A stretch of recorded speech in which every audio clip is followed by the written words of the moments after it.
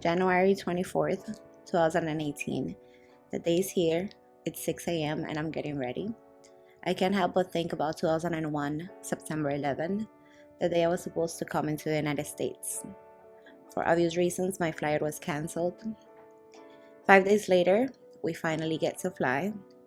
We go from the Dominican Republic to Puerto Rico, and 7 hours later, from Puerto Rico to Miami, Florida. My life started. I went to middle school. On my first day, I get lost. Nobody told me what homeroom was, but my homeroom and second period were in the same classroom, and so I left the classroom. A few days later, somebody asked me something. I say I don't speak English. I get made fun of, but it's okay. One day I'll learn. A year later, I'm in high school. 9th grade, 10th grade, they both just fly by. 11th grade finally comes. I'm finally out of ESL classes, so I finally know English.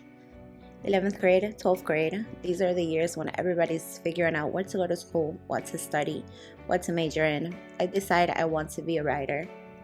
My English teacher had said, "You write like you have something to say," and so I decided I wanted to say something, only to discover that college was not really an option for me.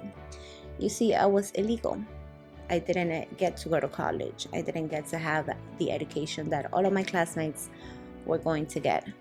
I was eligible for scholarships. I was smart enough. I was young enough. I was ready enough. I just wasn't legal enough. And so I packed my bags, my life, my dreams, and I headed to New York City. Because if you can make it here, you can make it anywhere, is what they say. Now I'm on my own, and I definitely need to get a job. I don't have that many options, but I decided to become a childcare provider. It's not a passion, but hey, I enjoy it. Years go by. I'm an educator, a cashier, a private nanny, a receptionist, an office assistant, an assistant director, a makeup artist, a YouTuber. All these years have led up to this moment. January 24th, 2018, the day I become an American. I can't help but think about middle school when I sang this song that I didn't understand until years later. I am proud to be an American, or at least I know I'm free. And you see, this freedom reminds me of what that English teacher told me. I have something to say. So here I am, not just writing, but speaking.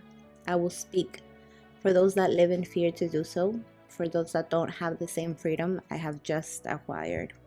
My favorite part from this experience has been studying for the citizenship test, because I was reminded what this country stands on, the bad but mostly the good.